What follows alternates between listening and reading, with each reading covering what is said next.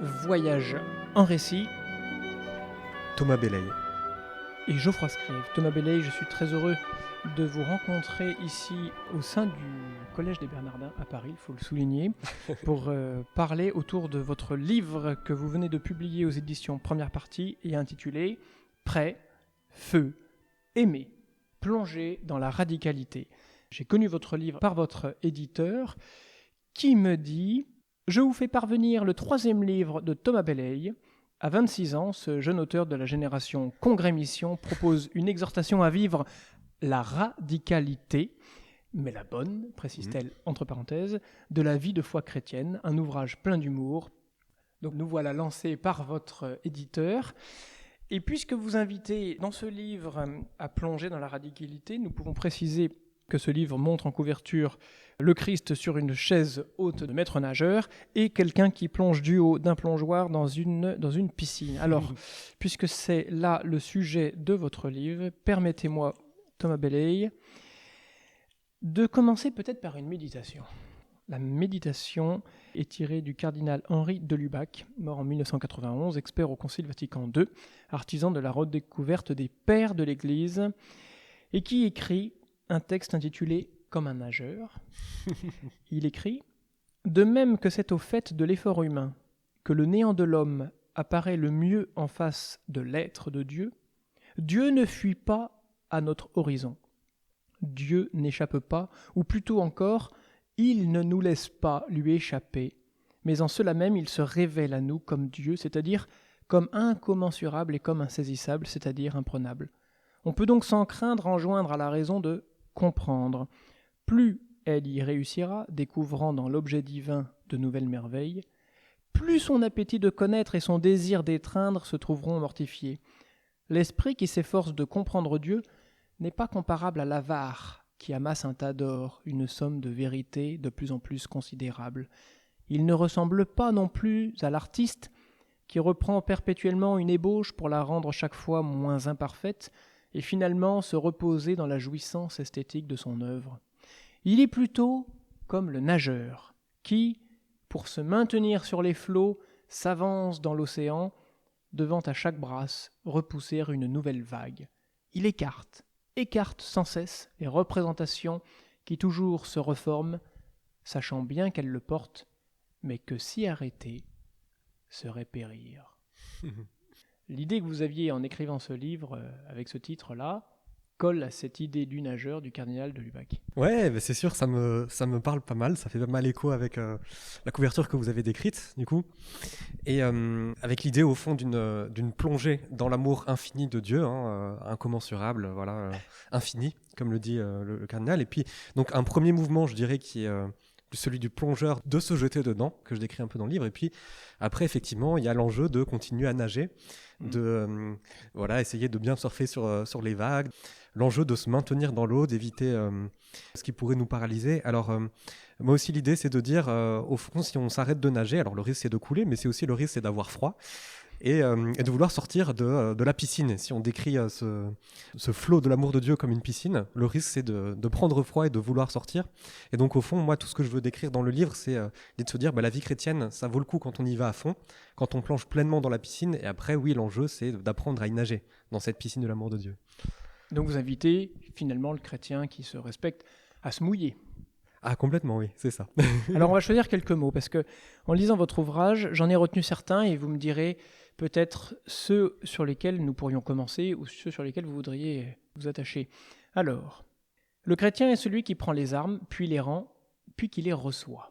Ça c'est dans votre livre. J'ai noté aussi soif d'absolu, détachement, offrir sa vie pour une fécondité, sortir de sa zone de confort poussé par l'Esprit Saint, choisis le mot relation, qui revient souvent, la prière, objectif ciel, pour paraphraser un peu le titre de Hergé. Vous invitez aussi à réveiller, à sonner le tocsin du réveil chrétien. Vous pensez aussi au radicalisme versus le relativisme. Pensez aussi au bonheur. J'ai noté la liberté. J'ai noté aussi un certain attachement à la littérature et notamment à Bernanos. Alors parmi tous ces mots, est-ce qu'il y en a un qui pourrait peut-être constituer une pierre de touche ? Alors, c'était peut-être pas un mot, mais c'est la première expression que vous avez citée. C'est-à-dire l'idée que le chrétien prend les armes, puis dépose les armes, puis reçoit les armes Oui. de Dieu. En fait, l'idée que je développe un peu au fond dans mon livre, c'est de se dire, il y a beaucoup de chrétiens qui sont très généreux, qui font de belles choses pour Dieu. Voilà, c'est un peu comme le jeune homme riche, au fond. Voilà, des personnes qui respectent les commandements, qui font le bien, qui font de leur mieux. Et voilà, Jésus pose son regard sur eux et les aime. Mais c'est de se dire, au fond, je crois qu'on est aussi appelé à plus, d'une certaine manière, à ce plus que le Christ nous propose, et qui est d'entrer dans une dynamique qui est pour le coup très radicale, qui est en quelque sorte une dépossession de soi en vue de vivre pour Dieu et par Dieu. En fait, c'est un peu le passage, justement, pour dire les choses de manière un peu synthétique, le fait de passer de vivre pour Dieu au fait de vivre par Dieu. Oui. Et donc, ça exige en fait en quelque sorte, d'abandonner l'idée qu'on pourrait vivre notre vie chrétienne uniquement par nous-mêmes, par la force du poignet, par notre propre comportement moral et tout ça. Et donc ça passe par une certaine dépossession et de se dire au fond, la vie chrétienne justement, c'est d'abord de se laisser, je dirais, emmener dans ce fleuve de l'amour de Dieu, en se disant c'est d'abord lui qui gère. Et donc on a un petit peu ce renoncement qui n'est pas évident, de se dire, il faut... en quelque sorte prendre conscience que nos armes, au bout d'un moment, elles sont émoussées, toutes les armes qu'on a prises pour se donner généreusement dans notre vie chrétienne. Et donc, il y a un peu ce mouvement qui peut paraître un peu délicat, qu'on a à vivre parfois après des années de vie chrétienne, de dire on a à lâcher les choses d'une certaine manière pour pouvoir les recevoir de Dieu lui-même, lâcher un peu nos attachements. Saint Ignace, il parle des attachements désordonnés qu'on peut avoir. C'est une étape qui n'est pas évidente, mais qui est pour quelque chose de plus beau au fond, qui est... se purifier au fond de notre trop-plein de nous-mêmes, de nos attachements un petit peu trop égoïstes, pour recevoir notre vie de Dieu, pour que ce soit vraiment l'amour de Dieu qui passe à travers nous. Donc ça exige un certain lâcher le contrôle, je dirais. Au fond, c'est ça, c'est lâcher le contrôle. Vous commencez ce livre, donc, premier chapitre, appelé à la radicalité. Et vous y écrivez cette phrase que j'ai retenue. La vie chrétienne n'est pas d'abord une philosophie de vie ou une morale. Elle est une histoire d'amour entre un Dieu qui se donne entièrement à l'homme et qui attend d'être aimé en retour. Et vous citez Charles de Foucault. Vous commencez un petit peu par le sommet, par l'exemple typique que l'on peut garder aujourd'hui. Oui, c'est ça, je pense que c'est un exemple. Et puis effectivement, c'est dans l'introduction, donc l'idée c'est un peu d'annoncer la couleur. En disant effectivement c'est ça, c'est-à-dire dans la foi chrétienne il y a des tas de choses qui sont belles et qui sont importantes, la morale à laquelle je souscris et auquel je crois, des valeurs, on pourrait même étendre en se disant une identité, un patrimoine et tout ça, des choses qui peuvent nous tenir à cœur, mais au fond l'idée c'est de revenir à l'essentiel et de se dire c'est une histoire d'amour qui commence d'abord par Dieu. La Bible elle commence, on pourrait dire, par au commencement Dieu, Dieu créa, etc. Et c'est de se dire c'est d'abord... on est aimé, quelles que soient nos fautes, nos erreurs, on est aimé infiniment par un Dieu qui est bon. Et c'est un amour qui est totalement fou, qui est dingue, qui émane de la Trinité elle-même, et un amour qui devrait nous donner le tournis. Oui. Et il s'agit d'essayer autant que possible, alors que nous, on est limité et fini, mais de se dire comment est-ce qu'on peut vivre de cet amour, comment est-ce qu'on peut essayer de l'accueillir. C'est d'abord ça, je pense, l'enjeu de la vie chrétienne, c'est de se dire, c'est pas d'abord de faire des choses, même si effectivement, on est appelé à avoir un certain comportement, il y a une morale, il y a des actes à poser. L'idée, c'est d'accueillir la parole de Dieu et de la mettre en pratique, mais au fond, c'est d'abord de se dire, la foi chrétienne, c'est d'abord une relation vivante, une relation d'amour avec un Dieu qui nous aime. Et toute la Bible, toute l'histoire de l'Église, c'est Dieu qui nous propose, qui montre à tous les saints, qui montre à Thérèse de Lisieux, à Sainte Faustine, ce cœur débordant d'amour miséricordieux et qui dit, mais au fond, qui a soif d'être aimé. Voilà, c'est ça. Ce livre, c'est simplement essayer d'expliquer maladroitement la soif d'amour qui émane de Dieu, un amour radical qui vient de Dieu, et comment est-ce qu'on peut répondre radicalement à cet amour radical de Dieu. Justement, vous dites... que nous n'imaginons pas à quel point nous avons besoin d'être purifiés. Nous n'imaginons pas à quel point nous avons besoin d'être purifiés. Et en même temps, vous l'avez dit vous-même, au commencement était le Verbe. Parfois, dans notre société actuelle, nous avons tendance à penser qu'au commencement était l'homme. Ouais. Et du coup, le chrétien a à se rendre compte déjà de cet amour premier que le Dieu en lequel nous croyons a pour nous, dont nous sommes issus, pour ensuite... peut-être réaliser quelque chose, réaliser justement le plan de Dieu dans ce monde. Ouais. Toute la difficulté aujourd'hui, c'est qu'on a l'impression que se reconnaître en tant que créature de Dieu, c'est quelque chose qui est oppressant, qui nous prive de notre liberté, qui nous oppresse, qui nous opprime. Qui nous abaisse même. Qui nous abaisse, oui. Complètement. Alors qu'en fait, c'est absolument l'inverse. On est fait pour ça. Nous sommes créés par Dieu et pour Dieu, pour être en relation avec lui. Et en fait, c'est pas soit c'est Dieu qui gagne, soit c'est nous. plus on sera en Dieu, plus on sera pleinement nous-mêmes. Et c'est dans ce sens-là que le projet de salut, de sainteté, de divinisation ou déification, comme disent les pères de l'Église, c'est pas quelque chose qui va nous priver de nous-mêmes, mais au fond, c'est Dieu qui va faire couler la vie divine en nous. Et alors que nous serons de plus en plus semblables à Dieu, en fait, nous serons de plus en plus nous-mêmes. Alors toute la difficulté quand on parle des purifications ou des détachements, c'est des termes qu'on entend beaucoup dans la tradition spirituelle, c'est de se dire, pour pouvoir entrer dans cette démarche d'accueillir pleinement la vie divine, il y aura comme une... voilà, je prends un peu cette analogie en disant, c'est comme si Dieu il voulait faire de nous de magnifiques œuvres d'art, mais pour l'instant on est juste une espèce de bloc un peu brut, et donc il va y avoir des choses qui vont devoir non pas être ajoutées, mais qui vont devoir plus être enlevées, des choses qui se sont accumulées durant toute notre vie, où finalement on a vécu sans Dieu d'une certaine manière. Et c'est ça qui est un petit peu, je pense, une prise de conscience qu'on doit avoir, c'est que même si on a vécu en tant que chrétien, parfois, en fait, Dieu, ça n'a pas été vraiment le centre de notre vie. Et donc, on a pris beaucoup d'habitudes, de modes de fonctionnement, de manières de penser, de péchés, au fond, auxquels nous sommes accoutumés. Et ce sont des choses qui, je pense, d'une certaine manière, nous coupent de nous-mêmes. Nous, on a l'impression que c'est là-dedans qu'est notre épanouissement. Mais Dieu, en fait, il va comme nous pousser à nous arracher de ça, mais ce sera pour un bonheur plus grand, ce sera pour un amour plus grand, mais c'est vrai que ça va demander une certaine croix. Voilà, mon bouquin, c'est pas un bouquin uniquement de développement personnel, même si au fond, je crois que la vie chrétienne, c'est le plus grand développement personnel, mais qui passe par la croix.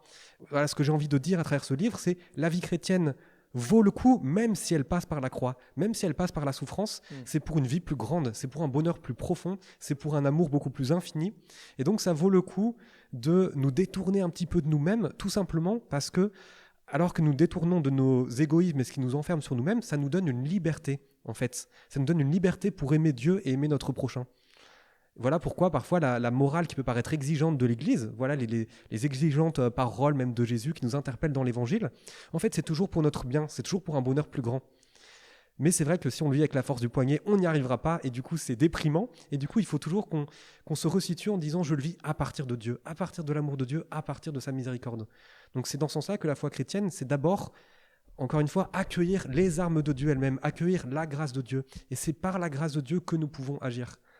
Donc quelque part, vous appelez un chat, c'est-à-dire que vous vous rappelez d'ailleurs ce titre absolument merveilleux du livre de Clavel, Dieu est Dieu, nom de Dieu. Oui. Donc pour redire un peu qui il est et le respect qu'on doit aussi à ce créateur, et aussi donc vous appelez à la radicalité des propos, c'est-à-dire que quand je disais appeler un chat, je vous cite.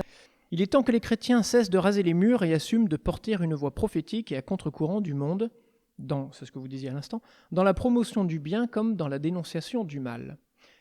Vous citez donc la Genèse. « Je mettrai une hostilité entre toi et la femme, entre ta descendance et sa descendance. Celle-ci te meurtrira la tête et toi tu lui meurtriras le talon. » De temps en temps, là c'est vous qui écrivez, « J'aimerais que le prophète Amos travaille à la conférence des évêques de France. Face à des autorités politiques qui libéralisent l'avortement, le mariage homosexuel, la transidentité ou l'euthanasie, il y aurait moins de... Citation, « Dans l'état actuel des choses, 3 petits points, cela n'est pas sans soulever certains questionnements, 3 petits points, etc. » Et un peu plus de « Nous respectons votre autorité politique, mais là, vous prenez la place de Dieu. Vous avez le sang d'innocents répandu sur vos mains. Alors cessez vos abominations. » Là, vous appelez un chat un chat. Là, c'est radical, quelque part. Et vous attendez cette radicalité de votre prochain. Oui, alors je pense, après, il y a toujours une manière de le vivre. Je pense que c'est important de le vivre dans une dynamique de dialogue et d'humilité, mais en même temps de se dire... Est-ce que, finalement, c'est ça aussi, est-ce qu'on croit vraiment à la parole de Dieu ? Est-ce qu'on croit vraiment à la parole de Dieu ? Est-ce qu'on croit au message de l'Église ? Est-ce qu'on croit qu'il est bon pour nous ? Et s'il est bon pour nous, en fait, avoir une exigence de la vérité, c'est aussi un service de charité pour notre prochain et pour le monde, en fait. Oui. On ne devrait pas avoir honte et avoir peur d'avoir une certaine, parfois, dénonciation du mal. Encore une fois, qu'il faut pouvoir vivre avec humilité, dans un certain état d'esprit. Mais c'est de se dire en même temps, si on croit vraiment que l'Évangile, c'est un message qui libère, eh bien parfois, dénoncer le péché du monde, les structures de péché, comme dit le pape Jean-Paul II, c'est quelque chose de positif même pour les gens. Il ne faut pas qu'on se dise que c'est un discours de malédiction qui va enfermer les gens, mais dire à quelqu'un que le mal est mal, en fait, c'est de lui donner l'occasion de finalement se réorienter vers le bien.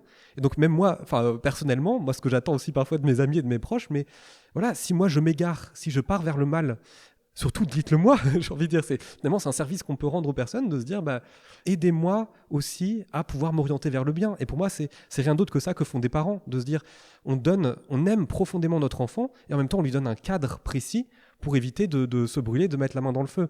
Certes, il y a une expérimentation, il y a une liberté aussi qu'on est appelé à avoir. On voit que Dieu nous laisse profondément libres. En même temps, voilà, un père ou une mère qui aime son enfant, il va poser des limites pour dire ne mets pas ta main dans le feu, sinon tu vas te brûler. Et donc les chrétiens, je pense, et l'Église, on est aussi appelés à faire ça par rapport au monde, de se dire là, vous partez dans une direction dans laquelle vous allez vous brûler. Nous, on vous propose. Alors l'idée, encore une fois, c'est de ne pas être uniquement dans une démarche de éviter de faire ça. L'idée, c'est aussi de proposer un message qui est beau, qui est profond, qui est attrayant. Mais en même temps, parfois, ça nécessite, quand la dignité de l'homme est en jeu, quand sa destruction, on pourrait dire, est envisagée par certaines lois et tout ça, de se dire, le chrétien, il ne faut pas qu'on ait honte, il ne faut pas qu'on ait peur, parce que, encore une fois, c'est un service de charité à rendre au monde, de le dire, là, vous allez vers un chemin de mort. C'est exactement ce que vous dites aussi par rapport à la nécessité d'être objectif sur l'état actuel, si je puis dire, de nos forces en France. Dites, à un moment donné, il faut arrêter de croire que la masse pense comme nous. En fait, la masse ne pense plus comme les chrétiens de ce pays, quoi. Oui, et je pense en même temps, finalement, ça doit pas être désespérant. C'est assez pacifiant, je pense, de se dire, je dis ça d'autant plus... Voilà, enfin, personnellement, moi, j'ai été aussi pendant un temps dans cette dynamique-là, où finalement, je me voilais un peu la face et je me disais, oui, mais globalement, il y a les élites, il y a certains penseurs et tout qui s'opposent au christianisme, mais globalement, il y a probablement une masse de gens qui pensent plus ou moins comme nous. Et en fait, le fait moi-même d'avoir redécouvert l'évangile, d'avoir une rencontre profonde avec le Christ, je me suis rendu compte à quel point on avait besoin d'avoir une vie totalement évangélique, en fait. À quel point la France, nos pays, mais nos propres cœurs s'étaient éloignés de Dieu. Encore une fois, c'est pas un constat qui doit nous mettre dans une crainte et tout ça, mais c'est simplement prendre acte de la réalité telle qu'elle est pour se dire, un peu comme le peuple d'Israël, on s'est égaré, revenons à Dieu de tout notre cœur. Convertissons-nous, donnons tout à Dieu, remettons l'Église et remettons Dieu au centre du village et allons-y à fond. Et pour être au centre du village et donc au centre de votre vie, en premier lieu, il y a la prière. Ouais, la prière. Vous y revenez quand même dans ce bouquin, assez longuement. C'est beau. Je pense que c'est essentiel parce qu'encore une fois, sinon le risque c'est d'être dans un don qui est généreux mais qui est plus dans l'activisme. Oui. Or, je pense que notre action de chrétien, on la reçoit d'abord de Dieu lui-même. Encore une fois, tout commence avec Dieu qui est amour et c'est vraiment... Je pense que la vie morale du chrétien, elle part de commencer par ouvrir les vannes de notre cœur à Dieu en disant... je ne peux pas vivre la vie chrétienne que tu me demandes par moi-même. C'est impossible, c'est trop exigeant, c'est trop dur. Et c'est de se dire, voilà, mais je sais que toi, Seigneur, avec la vie que tu veux me donner, avec ta grâce, je sais que je peux tout. Donc je pense que le chrétien, il a un peu cette double attitude d'humilité profonde en disant, je peux rien par moi-même, mais par ta grâce, je peux tout. Et donc effectivement, tout prend naissance dans la prière. Moi, je décris ça un peu comme la respiration du chrétien, en fait. Avoir une vie irriguée dans la prière, c'est tout simplement une vie qui est connectée à Dieu, en disant que notre vie, elle est connectée à Dieu. C'est comme s'il venait infuser son propre sang, sa propre énergie divine dans tous les domaines de notre vie. Donc ça, c'est aussi très concret, hein. C'est pas juste du spiritualisme abstrait, mais c'est de se dire dans toutes les dimensions, dans toutes les étapes de notre vie chrétienne, mais aussi dans tous ces domaines, dans notre vie de boulot, dans notre vie, dans nos démarches administratives, dans le métro, dans la salle d'attente du médecin. En fait, on peut comme se connecter à Dieu, nous resituer en face de notre Créateur et recevoir de lui sa grâce et sa vie, son amour. Donc vous mettez en premier lieu cette relation entre vous et Dieu par la prière. Lors d'une précédente émission avec un philosophe plus que centenaire qui a toute sa vie étudié le langage et le pouvoir de la langue, ce qu'elle a permis à l'homme comme développement, il me dit qu'il était arrivé à la conclusion intime pour lui que le plus beau mot de notre langue française était le mot « relation ». Tout en sachant bien que religion, religaré, voulait dire remettre en lien. Et lui, il est arrivé à cette conclusion. C'est quand même beau pour quelqu'un qui n'a pas d'expression de foi particulière d'arriver à ce plus beau mot-là de la langue, relation. Qu'en pensez-vous ? Ouais, je souscris complètement à ça. Je pense que c'est ça l'essence du christianisme. C'est une relation avec Dieu et aussi avec notre prochain, hein. On voit que la Bible associe les deux en permanence. Oui. Donc il ne s'agit pas non plus d'être dans une sorte de sentimentalisme personnel de il n'y a que moi et mon petit Dieu dans ma chambre. Oui. On voit aussi qu'on est appelé à depuis la Bible, le peuple d'Israël et puis aujourd'hui l'Église. C'est aussi notre relation avec Dieu passe aussi par l'Église. Il y a une dimension très communautaire dans notre vie chrétienne, mais encore une fois, c'est parce que la relation est au centre. La relation est la relation d'amour, au fond. On en revient à ça, hein. La foi chrétienne, c'est tu aimeras le Seigneur ton Dieu de tout ton cœur, de toute ton âme, de toute ta force et de tout ton esprit, et ton prochain comme toi-même. Et ce qui est beau dans cette relation, c'est que Dieu en lui-même est relation. Encore une fois, si on en revient à Dieu, Dieu dans sa Trinité, il est profondément un, et en même temps, il est communion d'amour, il est relation en lui-même. Et ce qu'il désire plus que tout, c'est rétablir une relation, rétablir une communion entre nous et lui, et que nous vivions aussi de cette communion, de cette relation d'amour entre nous. C'est ça en fait la vie chrétienne. Au fond, ça donne un peu le vertige, parce que Dieu souhaite qu'on soit autant unis entre nous, qu'on s'aime autant entre nous, quasiment je dirais, que lui s'aime dans son union, dans sa Trinité. Oui. Est-ce que vous faites aussi une relecture de cette fameuse parabole qui me semble souvent incomprise de une fois que tu as pris une claque sur la joue droite, tends la joue gauche. C'est-à-dire que ne peut-on pas voir dans cette parabole, justement, tu en as pris une, la tentation de l'homme, ça serait justement de se mettre à l'écart, de se préserver, et donc de ne pas en prendre une deuxième. Et justement, la personne qui reste au contact prend le risque peut-être d'en prendre une deuxième, mais elle reste au contact de son prochain, en fait. Peut-être par amour, peut-être aussi pour l'élever dans cette relation à Dieu. C'est comme ça que vous pouvez la voir aussi, cette relation. Ouais. Dans la difficulté, dans la contrainte, je veux dire. Ouais, il y a quelque chose comme ça. En même temps, il ne s'agit pas de se mettre excessivement en danger. Encore une fois, je dis, la radicalité chrétienne que je propose, ce n'est pas quelque chose qui va nous placer dans un extrémisme, qui va nier notre nature, qui va nier la raison, qui va nier... Mais c'est de dire, il y a une sorte de surabondance d'amour, de gratuité, qui est de vaincre le mal par le bien. Donc effectivement, quand on prend une droite dans la figure, soit on cherche vraiment à se protéger, ce qui est légitime, ou alors à mettre une grosse droite en réponse à ça. Et c'est de se dire, en définitive, la manière dont le Christ lui-même a vaincu le mal, c'est par une surabondance d'amour, plutôt que, je dirais, soit par une réponse violente, ou soit par une manière de se cacher face au mal, finalement. Et donc, il y a par là, et ça se lit dans plusieurs des anecdotes que vous livrez dans ce récit, le fait de se rendre disponible au quotidien. Il vous arrive, je ne sais pas, une petite déconvenue, un cours qui n'est pas, finalement... À un moment donné, vous arrivez au Bernardin et vous n'aviez pas cours. Du coup, vous êtes finalement...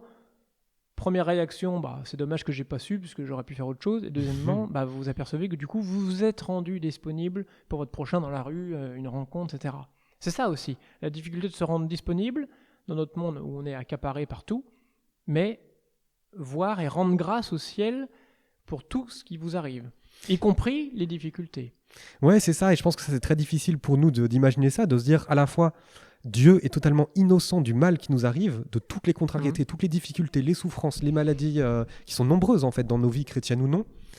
Donc il est innocent de ça, c'est pas ce qu'il souhaite. Et en même temps, il n'y a rien dans notre monde qui se passe, aucun événement qui n'est permis par Dieu. Et Dieu reste dans sa providence, il tient l'histoire du monde et notre propre vie entre ses mains.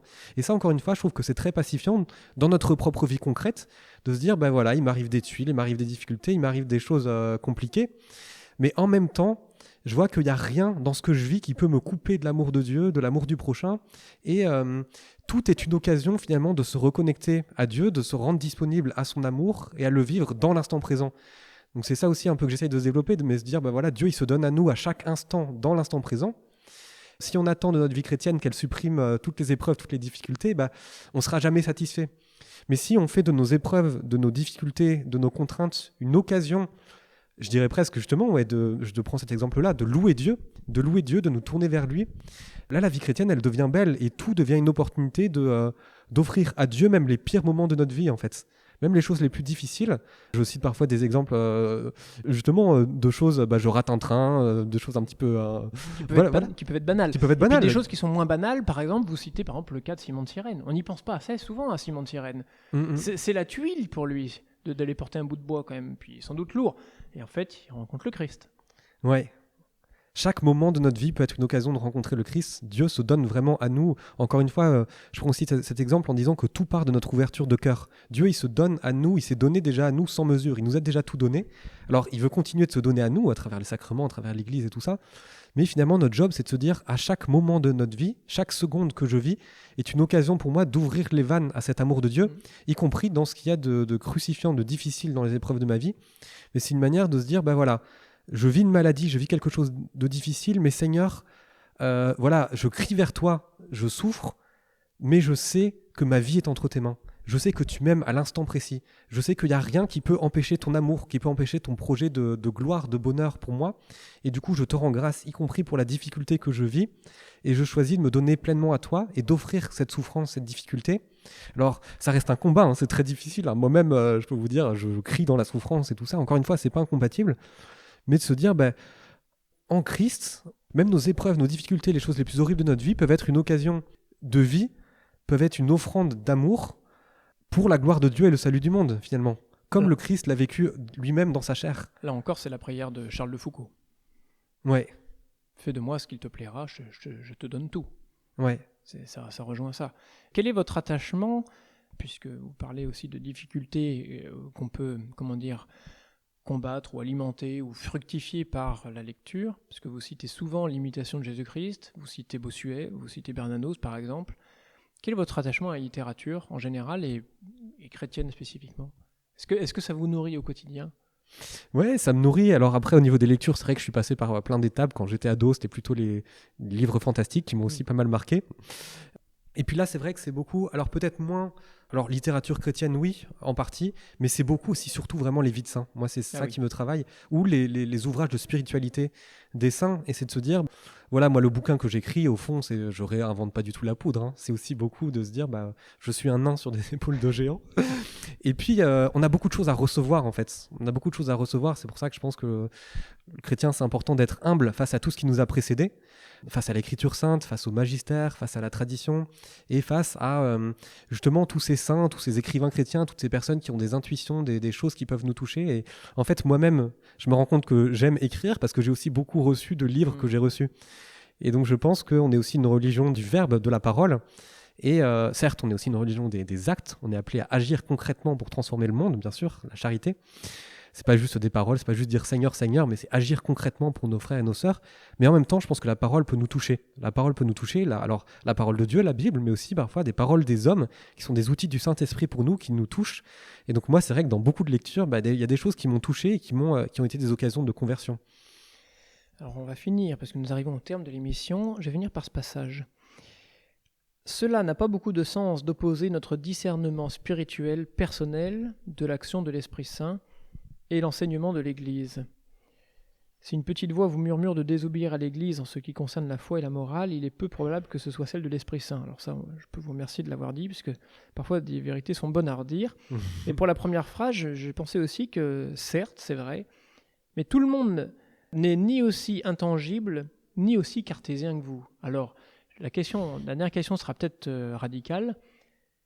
Je me suis demandé si vous étiez prêt à n'être ni lu ni compris avec ce bouquin. Oui, c'est possible que je sois très peu lu et très peu compris. En tout cas, moi, je garde la conviction qu'il y a probablement beaucoup de choses qui sont peut-être mes intuitions à moi, qui doivent être purifiées par Dieu.